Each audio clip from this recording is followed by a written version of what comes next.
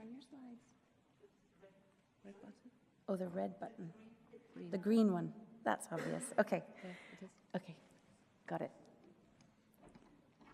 So I took the US population last night at midnight after arriving back from our very elegant dinner hosted by our hostess magnificus, Dr. Lex Bouter. And as you can see, the US is the third most populated in the world after China and India. We have a fairly robust economy. In fact, it's the largest in the world when you consider the GDP is at 18.56 trillion.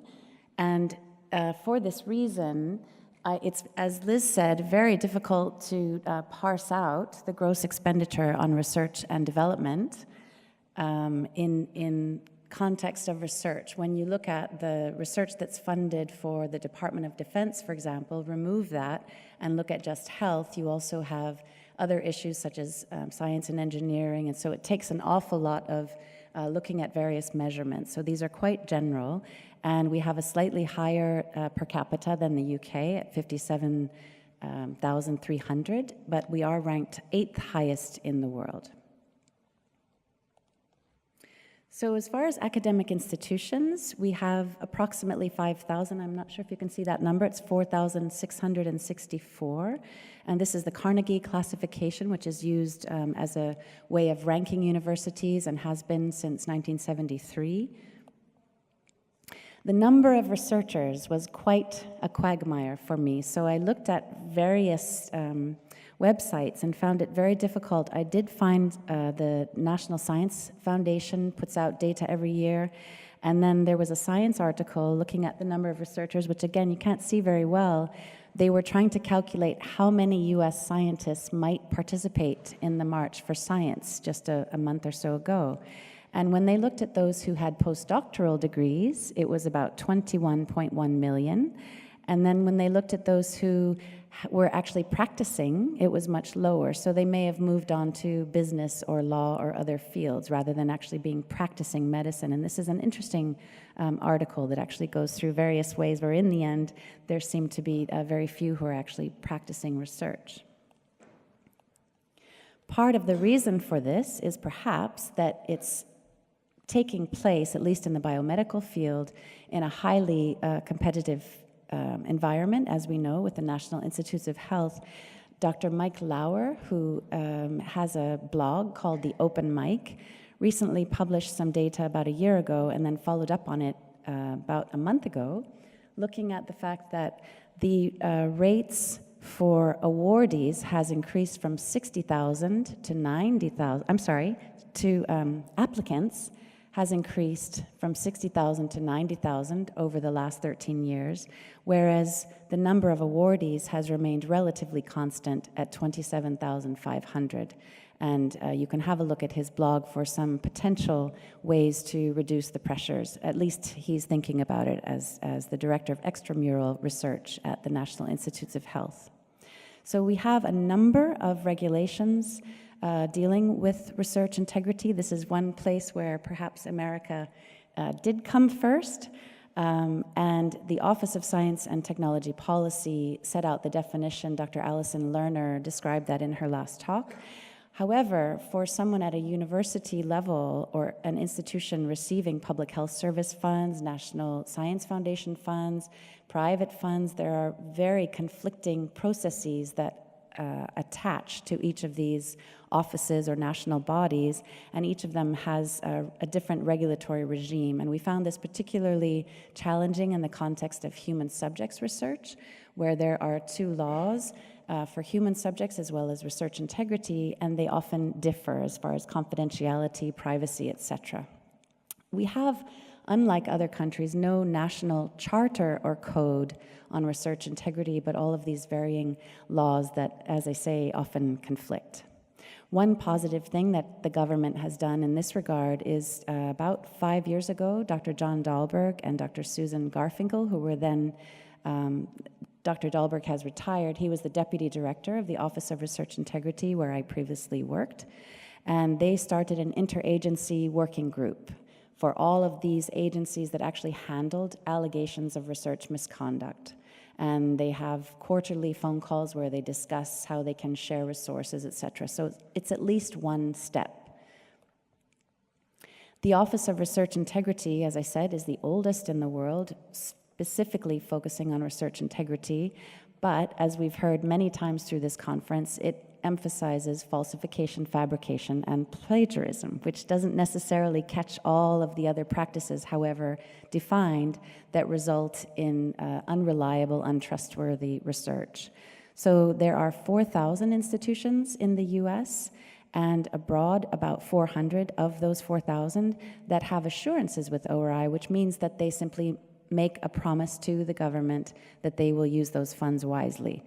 A problem with that is that there is not much monitoring as far as whether they're doing that unless there is actually a notification to ORI or another funding agency that there is a problem with the research.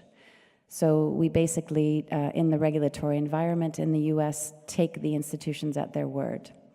Interestingly, also, I learned when I got to ORI that we need not be quite as afraid of the regulatory agency as far as compliance actions, because there is a section in the regulation that describes the ability of the government to take a compliance action on an institution that has either not followed its procedures or not followed the regulation. But very few of those actions have actually been taken, and I'm not sure how much solid monitoring is being done of the level of low compliance that may not necessarily reach a bar for taking formal action, but that is an area that needs to be explored.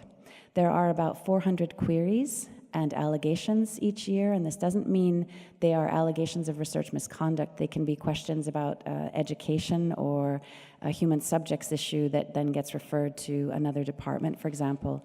Of the cases that come to ORI, only about 35 or 40 are actually opened each year, cases of misconduct. And part of this is because, again, of the very narrow definition and the very high bar for the attorneys who are associated with the office in needing to establish intentional, knowing, or reckless behavior in 50% or more, so a preponderance of the evidence, and as Alison Lerner mentioned, a significant departure from the accepted practices of the relevant research community. So this makes it very, very hard to be able to make a finding when sitting around the table. A lot of the scientist investigators who work at ORI would say, we know this is tainted research, but we cannot prove that this individual committed the research to the level of evidence that will satisfy our attorneys. So it is very much in a legal framework.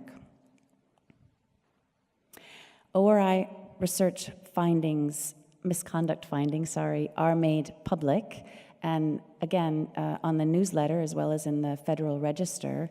And this is something that countries who have come to ORI to request guidance about establishing their own policies have adapted in different ways. For example, in Japan, they decided to make the finding public, but not against the individual, but against the institution. So there are different ways of handling this, obviously. Scientific strategy, like Liz, I learned that we had a strategy for American innovation.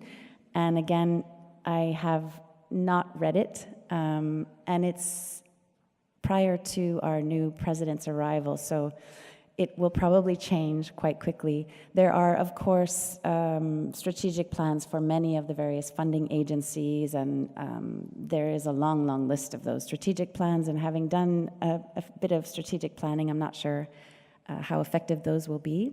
There are, of course, regulation related to very vague language that institutions, at least in the ORI regulation, must foster an environment that promotes the responsible conduct of research. Now, what does that mean? How do we do it? There's very little guidance.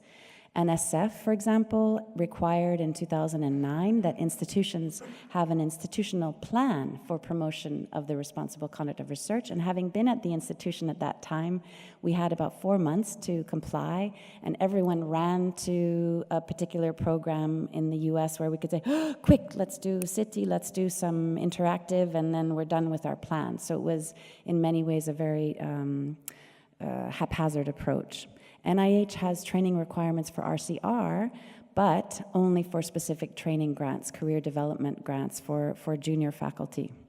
And RCR is not mandatory for everyone, unlike with Har Sham in Hong Kong, where they are making it mandatory and pushing past the resistance that arises from faculty and others.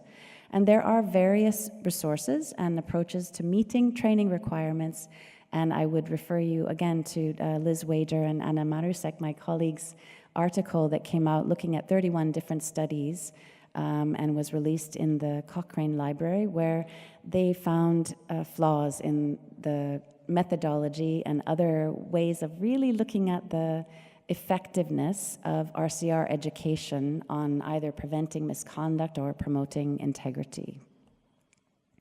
There are many resources available, and again, this is a daunting task to try to look at all of them. So what I did was just look at the ones over which I had some oversight, not the lab, because that was produced prior to my arrival at ORI by Mr. Loc Win Kwa, who is here, and colleagues, and the infographics and video case studies, but there's very little monitoring pre and post or anything else to look at longitudinal data to see whether these will be effective. We do know through Google Analytics that they're getting a lot of hits, but that's about it.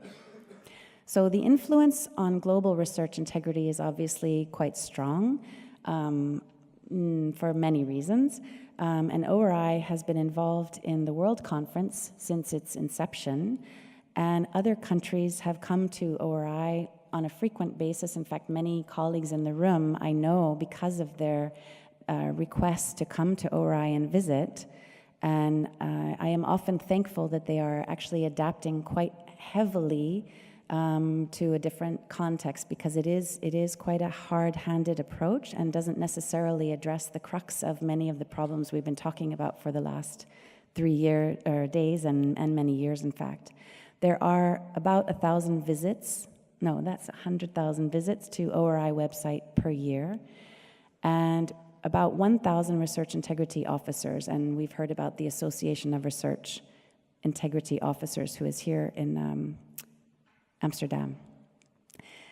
As Liz described, there are so many gaps, and I spent a lot of time trying to figure out how could we actually look at the measures we were trying to assess, such as degree of institutional cooperation or federal cooperation, protection of whistleblowers. We have a federal law from 1970 that protects federal workers, but does not necessarily apply in an institutional setting, and most institutions have a very vague whistleblower protection policy that doesn't really end up protecting whistleblowers very well. Incentives, again, as another measure, was very hard to measure, and I really liked the idea presented by Dr. Jay Walsh, who said he would love for this community to apply rigor to studies on research integrity. And that was something I did when I arrived at ORI, was actually have a look at all of the funding opportunity announcements that had gone for 15 years or so, and the outcomes. The number of publications is about 60. Their value is questionable, as we know from our colleagues. I do want to leave you with a message of hope, which is that this concept of coming together through these world conferences will hopefully allow us to come up with better measures and better ways to identify how countries can play a critical role as stakeholders in the process. And I just want to thank my colleagues, Dr. Raju Tamot and Loc Win Kwa, both of whom helped me last night and this morning, and Madeline Rooney and Penelope Theodorou, who were responsible for creating the wonderful infographics and videos. They're half my age, and that's why we really wanted to get their feedback, because they are much more creative and in tune with what postdocs and younger people need. So thank you very much.